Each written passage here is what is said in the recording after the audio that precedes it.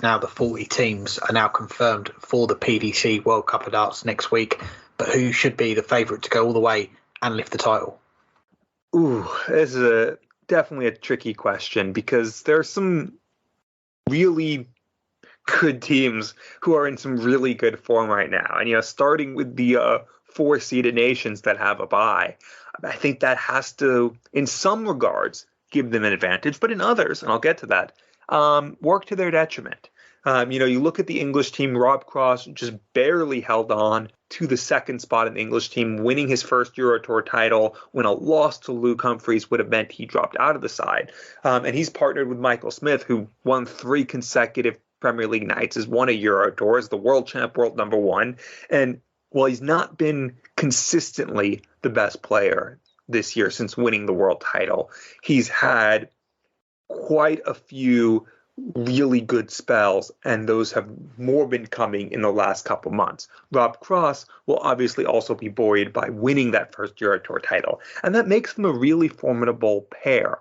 The Welsh team, Geraint Price, didn't have the best finals night in the Premier League, had the best semi-final, but just didn't have it in the final. But beyond that, he topped the Premier League table. He hasn't played many of the Euro Tours, but he's won one of them. He's been just absolutely phenomenal. I think over the course of the year has been the best player. And he's partnered by Johnny Clayton, who I said a couple weeks ago before the Premier League final, I think right now is one of the 4 best players in the world. And that's a big step up on where he was at the beginning of the year when he was probably still top 10, but not looking like the player he's been the last few years.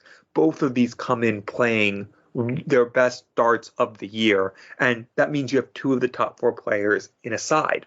Michael van Gerwen, he's improving again. And that's saying something because last year looked like he wasn't necessarily back to where he was 7 years ago, but he was back to being the best player in the world. It didn't happen in the World Championship final. It hasn't consistently happened this year, particularly in major finals, losing as well at the UK Open final. But he reached his best in the Premier League final, beating Geraint Price to a pulp when Gezi was looking unbeatable in the semifinal. And Van Gerwen is now possibly playing the best he's played in 7 years, better than he was last year. Danny Noppert's a question mark. He's been inconsistent this year. But if MVG's playing his best, that will make him really tough. And I think you have to then say that these are the 3 favorites in any given order. I'll say the Welsh team is the overall favorite because both of them are playing like top 4 players.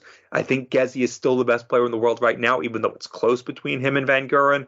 But Johnny Clayton is also a top 4 player. Danny Noppert, right now at least, is not. But I did mention that having that bye to the second round, it might seem like an advantage because, well, you avoid the group stage. But on the other hand, the group stage could be important, especially for teams that haven't played together before, or at the very least haven't played together in a while. Gary Anderson hasn't played the last few World Cups. That will hurt the Scottish team. And even though the other teams have played together, they haven't played together in at least a year. It's not like you're playing doubles week in, week out. The other seeded teams like Belgium, the defending champions Australia, Northern Ireland, who all are, didn't even mention the host nation, Germany, all have really good teams, and they will get that added bonus of being able to play a few matches together before they get into those later stages.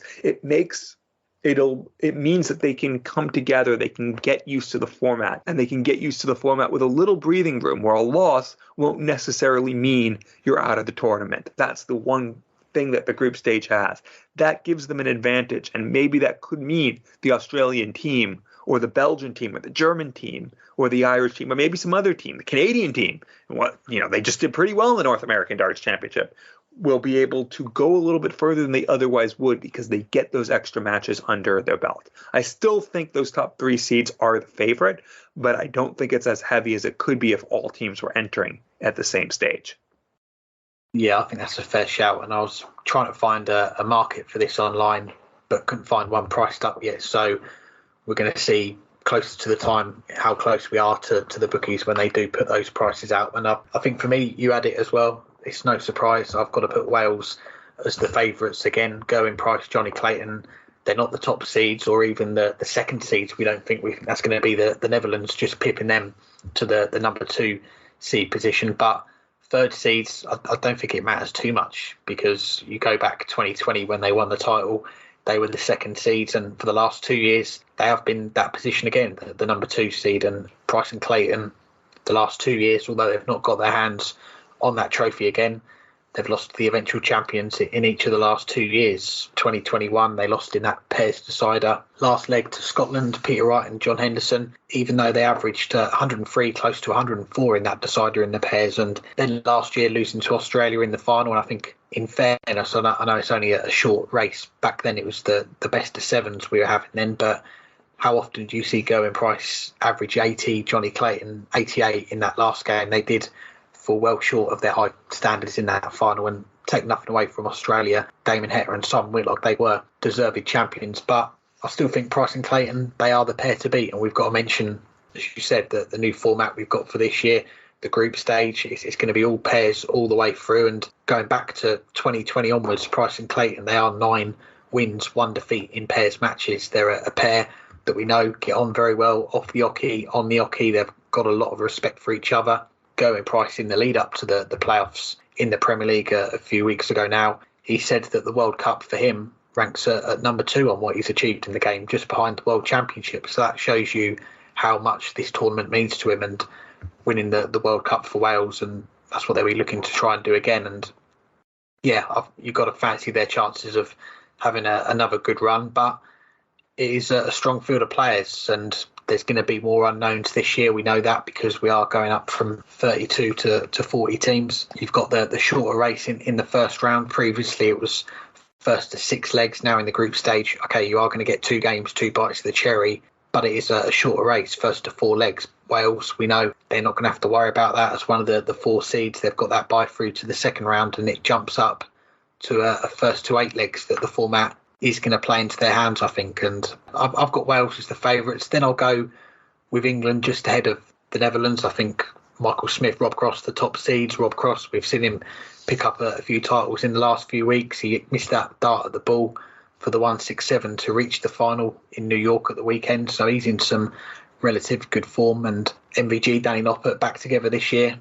Not quite sure what that partnership's going to be like. 2 quality players. So I'm going to put them as my third favourites. And then it's a toss-up between Scotland and the reigning champions Australia. And we just saw Peter Wright lose first round at the weekend in the US Darts Masters. It was a subpar display from him. But being alongside Gary Anderson, who's thrown some excellent stuff this year, is that going to spur him on? And for me, I probably would fancy Australia more than Scotland, but I think the big name factor, Gary Anderson being back involved, they've got that bye to the second round. I think that'll probably put them just ahead of Australia with the bookmakers. So I'll go Scotland 4, Australia 5. They're my top 5 favourites.